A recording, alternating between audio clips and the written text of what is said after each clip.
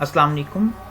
Class हमने last topic में introduction देखा था। हमने चैप्टर 5 का जस्ट इंट्रोडक्शन की कुछ चीज़ें देखी थी। हमने देखा था मैटर क्या होता है, मैटर की स्टेट कैसे हैं, वो आपस में कन्वर्ट कैसे हो रहे हैं।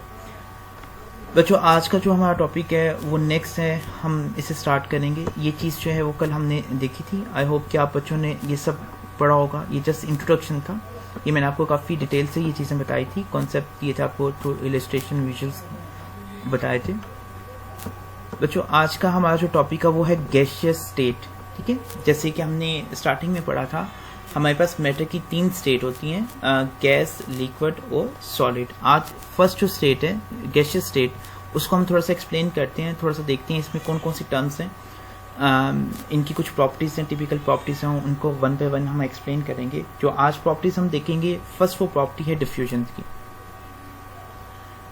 बच्चों डिफ्यूजन जो है वो आप इससे इस वर्ड से थोड़ा सा वेल अवेयर होंगे। और डिफ्यूजन क्या होती है, हम डिफ्यूजन को जो है वो डिफाइन करते हैं the movement of molecule from the area of higher concentration to area of low concentration. बच्चों ये तो इसकी थी सिंपल डेफिनेशन। मैं इसको दोबारा रिपीट कर देता हूँ, the movement of molecule from area of higher concentration to area of low concentration, that is called diffusion. लेकिन आप अगर थोड़ा सा बुक पे देखें तो इसकी जो डेफिनेशन है बुक पे थोड़ी सी चेंज है।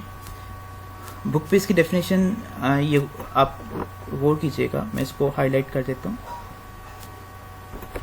Diffusion is defined as a spontaneous mixing of molecule by random motion and collision to form a homogeneous mixture. ठीक है, ये फर्स्ट लाइन और ये सेकंड लाइन, ये आपने, मैं इसे हाईलाइट कर देता हूँ, आपने ये यहाँ तक ये जो डेफिनेशन वो करनी है आपने। ये बुक में इंडिकेट हुई हुई है, आप ये भी कर सकते हैं जो मैंने आपको बताई है, ये सिंपल है। ये आप बायो में भी पढ़ेंगे और आगे पीछे भी ये बिल्कुल सिंपल, आप ये भी कर सकते हैं। बुक वाली मैं रिपीट कर रहा हूँ, the diffusion is defined as a spontaneous mixing up of molecule by random motion and collision to form a homogeneous mixture. बेटा इसमें कुछ टर्म्स है, मैं उसे एक्सप्लेन कर देता हूँ।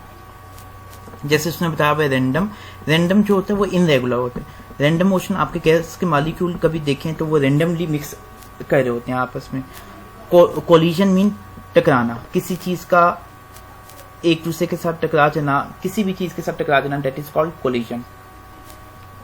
To form a homogeneous mixture, आप इस वर्ड से बड़ा अवेयर होंगे, आप क्लास 8 से ही पढ़ते आ रहे हैं। होमो मीन्स सेम, होमोजीनियस मिक्सचर जो एक फेस में एक तरह का मिक्सचर जो बना देते हैं, date is called homogeneous.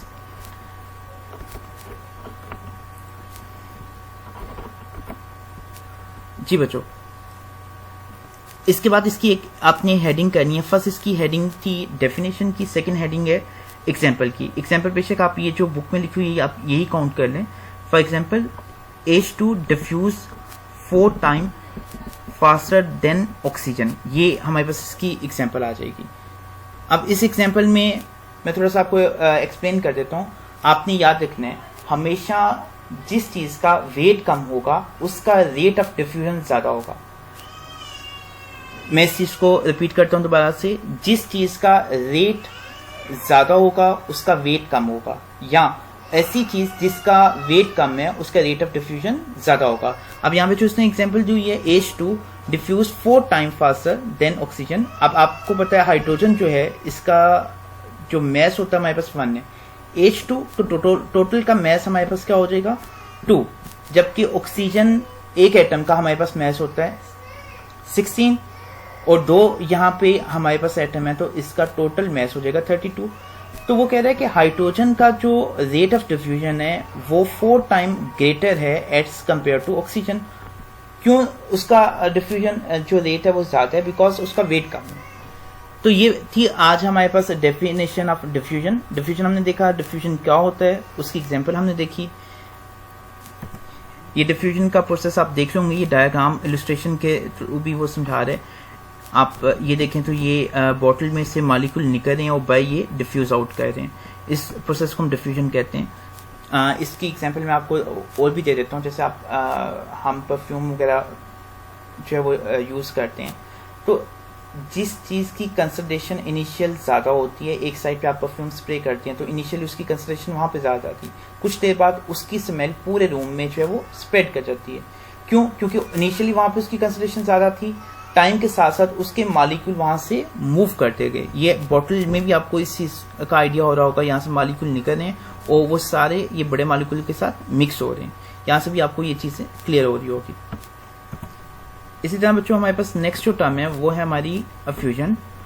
Effusion और डिफ्यूजन में फ़र्क बच्चों को इतना ख़ास नहीं है, डायग्राम से ही देख लेते हैं। पहले ये देखें ऊपर, ये डिफ्यूजन है और ये अफ्यूजन है। बेटा ये भी इसी तरह ही होती है, the movement of molecule from area of higher concentration to low. लेकिन फ़र्क इसमें क्या आ रहा होता है, यहाँ से एक एक मॉलिक्यूल निकल रहा होता है। आप देख रहे हैं ये ओपनिंग से एक एक मॉलिक्यूल निकलेगा। इसकी आपको एक मिसाल मैं ऐसे देता हूँ कि सपोज अगर एक क्लास है, एक क्लास में 30 स्टूडेंट्स बैठे हुए हैं, जैसे ही ऑफ टाइम होता है तो एक एक बच्चा डिसिप्लिन वाइज जैसे क्लास से बाहर निकल होता है थ्रू लाइन, तो date is called effusion. Effusion की ज़रा डेफिनेशन हम देख लेते हैं।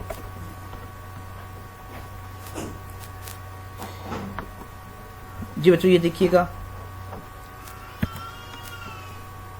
बच्चों ये अफ्यूजन की डेफिनेशन है। It is escaping of gas molecule through a tiny hole into a space with lesser pressure. इसको मैं हाईलाइट भी कर देता हूं।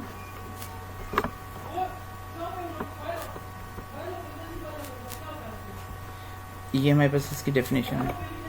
It is escaping of gas molecule through a tiny hole, एक छोटे से होल से वो मॉलिक्यूल वन बाय वन जो है वो निकल रहे होते हैं from higher pressure to low pressure. ये आपने याद रखना है, ये कंडीशन आपने लाजमी साथ लिखनी है। Through a tiny hole into space with lesser pressure, due to internal जो है वो प्रेशर ग्रेटर होता है और बाहर जो है वो प्रेशर कम होता है। इसकी एग्जांपल आप एक जो ऐसे हमारे पास एक ट्यूब है वो पंचर होती है, तो जब जैसे ही उसमें एक छोटा सा होल होता है, टाइनी होल है, उसमें से भी एक एक गैस का मॉलिक्यूल स्पेस में आउट वहां से हो रहा होता है, उस ट्यूब से बाहर निकल रहा होता है। तो ये बेस्ट एग्जांपल है हमारे पास जो है अफ्यूजन की। आगे इसकी एग्जांपल भी देखिएगा। For example when a tyre get ventured effuse out, effusion depend upon molar mass, lighter gas effuse faster than heavier gases. इसमें भी सेम वही फिनोमेना है अफ्यूजन वाला, डिफ्यूजन वाला। जैसे हमने उसमें कहा था जिस चीज का रेट ऑफ डिफ्यूजन उस चीज का ज्यादा होगा जिसका मैस कम होगा या जो वेट के अकॉर्डिंग लाइट होगा। तो अफ्यूजन में भी सेम वही फिनोमेना हमारे पास। अफ्यूजन का भी डिपेंड वो कर रहे हैं हमारे पास मैस पे, जिस चीज का मैस कम होगा उसका रेट ऑफ अफ्यूजन वो भी ज्यादा होगा। आज के लेक्चर में बच्चों आप ये दो ही जो टर्म्स हैं इसको अच्छी तरह आपने सीखने हैं, और जो इंशाल्लाह नेक्स्ट लेक्चर में हम जो है वो प्रेशर को डिटेल से देखेंगे।